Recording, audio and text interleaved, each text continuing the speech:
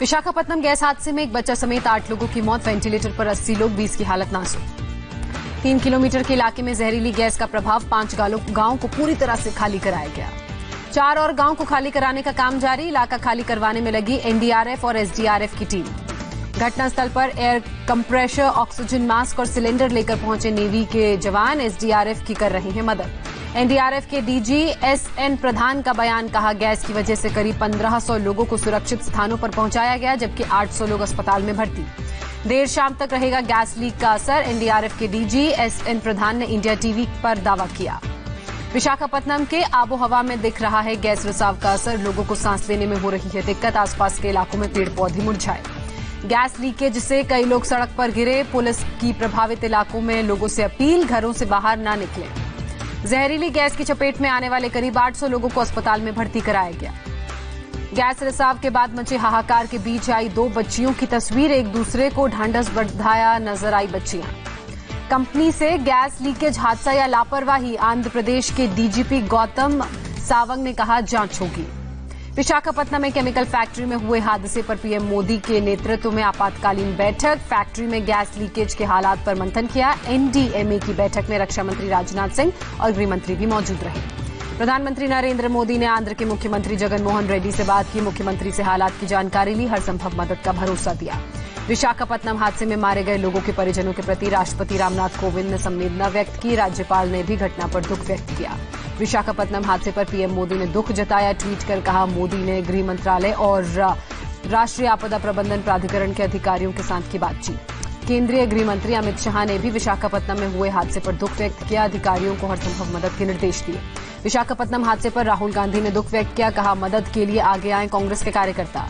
कुछ देर में घटनास्थल पर पहुंचने वाले हैं मुख्यमंत्री जगनमोहन रेड्डी, कहा स्थिति पूरी तरह से कंट्रोल करने और लोगों की जान बचाने की हमारी पूरी कोशिश होगी, घटना की जांच कराने की भी बात कही। बुद्ध पूर्णिमा पर पीएम मोदी का दुनिया को संदेश, कहा भारत बिना स्वार्थ के दुनिया के साथ खड़ा है, भारत विश्व हित में काम करता रहा है और करता रहेगा। प्रधानमंत्री मोदी ने कहा सेवा भाव से होना चाहिए काम, संकट की घड़ी लोगों की सहायता के लिए है, बोले बिना किसी भेदभाव के लोगों की मदद करिए। बुद्ध पूर्णिमा पर पीएम मोदी ने बुद्धम शरणम गच्छामि का संदेश दिया, कहा मानवता की सेवा करने वाले बुद्ध के सच्चे अनुयायी। प्रधानमंत्री ने कहा भगवान बुद्ध ने भारतीय संस्कृति को समृद्ध किया, बुद्ध किसी एक परिस्थिति तक सीमित नहीं है, बोले करुणा दया भारत भूमि की प्रेरणा। मोदी ने कहा थक कर रुक कर जाना किसी समस्या का समाधान नहीं है, सरकार हर भारतवासी की जान बचाने के लिए हर संभव कोशिश कर रही है। प्रधानमंत्री मोदी ने कहा लोग एक दूसरे की सेवा में 24 घंटे काम कर रहे हैं, कोरोना वॉरियर्स को देशवासियों का सलाम। प्रधानमंत्री ने सेवा करने वाले हर आदमी का नमन किया, कहा दुनिया की नजरें इस समय भारत की ओर। कोरोना खतरे पर केंद्रीय स्वास्थ्य मंत्री हर्षवर्धन ने यूपी, ओडिशा और पश्चिम बंगाल के अधिकारियों के साथ चर्चा की, वीडियो कॉन्फ्रेंसिंग के जरिए ये बैठक हुई। देश में कोरोना से पिछले 24 घंटे में 83 कोरोना संक्रमितों की मौत, अब तक 1783 मरीजों की मौत। देश में कोरोना के केस 53,000 के पार पहुंचे, 24 घंटे में 3,561 नए मामले सामने आए, अब तक कोरोना के 52,952 केस सामने आए। गुजरात में एक दिन में कोरोना के 380 नए मामले, कोरोना का ग्राफ 6,625 पहुंचा, एक दिन में 28 लोगों की मौत। केवल अहमदाबाद में एक दिन में 25 लोगों की जान गई, 291 नए मामले सामने आए। अहमदाबाद में कुल 4,735 मरीज। एक हफ्ते में साबरमती जेल के 11 कैदी पॉजिटिव मिले, जेल के 3 कर्मचारियों को भी कोरोना हुआ। एम्स के डायरेक्टर गुलेरिया समेत 3 सीनियर डॉक्टरों की टीम जाएगी अहमदाबाद, गुजरात सरकार ने दी जानकारी। अहमदाबाद में आज से एक हफ्ते को टोटल लॉकडाउन, 15 मई तक सिर्फ दूध और दवा की दुकानें खुलेंगी। सूरत में भी 7 दिनों तक बंद रहेंगी सभी दुकानें, सब्जी और फल भी नहीं मिलेगा, महामारी फैलने से रोकने के लिए फैसला लिया गया। अहमदाबाद में लॉकडाउन के बीच फ्लैग मार्च, शहर में फ्लैग मार्च करते दिखे सीआरपीएफ के जवान। दिल्ली में कोरोना के पिछले 24 घंटे में 428 नए मामले, कंफर्म संख्या 5,532। दिल्ली पुलिस के कांस्टेबल अमित कुमार की कोरोना के कारण मौत, भारत नगर थाने में थे तैनात, मौत के बाद आई रिपोर्ट।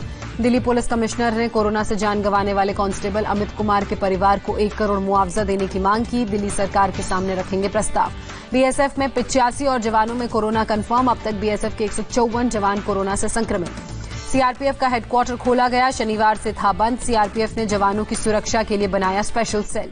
महाराष्ट्र में 24 घंटे में कोरोना के 1,233 नए मरीज सामने आए, 16,758 लोग संक्रमित। महाराष्ट्र में एक दिन में कोरोना से 34 लोगों की मौत, मुंबई में 25 लोगों की मौत, राज्य में अब तक 651 लोगों ने दम तोड़ा। मुंबई में कोरोना का आंकड़ा 10,000 के पार पहुंचा। एक दिन में बढ़ गए 669 मरीज। संक्रमितों की संख्या कुल 10,527 हुई। मुंबई के धारावी में भी कोई राहत नहीं। 68 नए मामले सामने आए। अब तक 773 मरीज कोरोना से संक्रमित। मुंबई का कुर्ला साकीनाका इलाका भी बना हॉटस्पॉट। कोरोना संक्रमितों की संख्या 500। मुंबई के जेजे मार्ग पुलिस स्टेशन में 12 और कोरोना पॉजिटिव लोग मिले। अब तक थाने के 26 पुलिसकर्मियों को हुआ है कोरोना। सोलापुर में एएसआई ताजुद्दीन रहमान की कोरोना से मौत। महाराष्ट्र के डीजीपी ने ट्वीट कर दुख व्यक्त किया। महाराष्ट्र सरकार का ऐलान, कोरोना से मरने वाले पुलिसकर्मियों के परिजनों को दिए जाएंगे 50 लाख। नागपुर के पार्वती नगर इलाके को सील किया गया। आसपास के इलाकों के सभी रास्तों को बंद किया गया। कोरोना संक्रमण से हुई है एक युवक की मौत। कोरोना मरीज के संपर्क में आने वाले करीब 200 लोगों को क्वारंटीन किया गया। युवक के संपर्क में आने वाले 7 डॉक्टर समेत 13 लोग आइसोलेट किए गए। पुणे में पिछले 24 घंटे में 7 मरीजों की मौत। मृतकों का आंकड़ा 123। कोरोना के 99 नए केस सामने आए। अब तक संक्रमितों की संख्या 2300 हुई। राजस्थान में कोरोना के 38 नए मामले सामने आए। राज्य में वायरस से 3,355 लोग संक्रमित। राजस्थान में पिछले 12 घंटे में 2 और लोगों की मौत। कोरोना से अब तक 95 लोगों ने गंवाई जान। राजस्थान बॉर्डर पर सभी सीमाएं सील की गई। बिना मंजूरी के किसी के भी एंट्री पर रोक। सीएम अशोक गहलोत ने राज्यों से अनाधिकृत लोगों पर आवाजाही करने पर कार्रवाई करने की बात कही।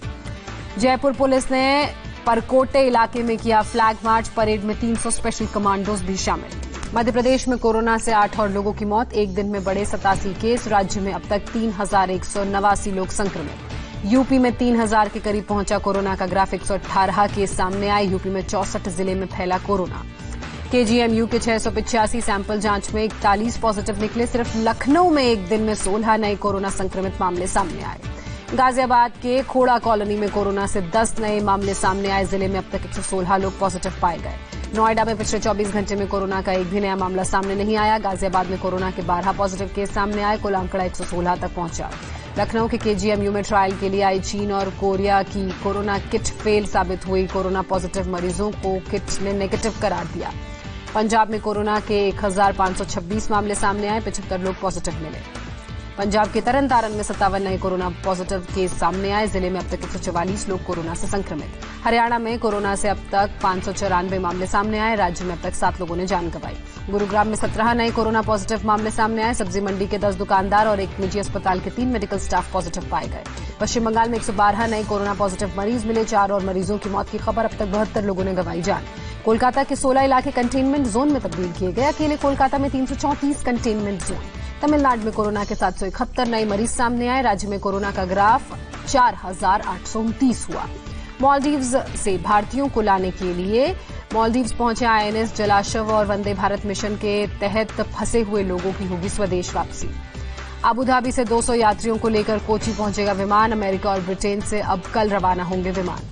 कोची में प्रवासी मजदूरों का प्रदर्शन। घर वापसी के लिए आंदोलन। सोशल डिस्टेंसिंग के उल्लंघन पर पुलिस ने की सख्ती। कर्नाटक सरकार ने राज्य से चलने वाली स्पेशल ट्रेन रोकी। मुख्यमंत्री येदियुरप्पा ने मजदूरों से रुकने की अपील की। विपक्ष ने सरकार पर उठाए सवाल।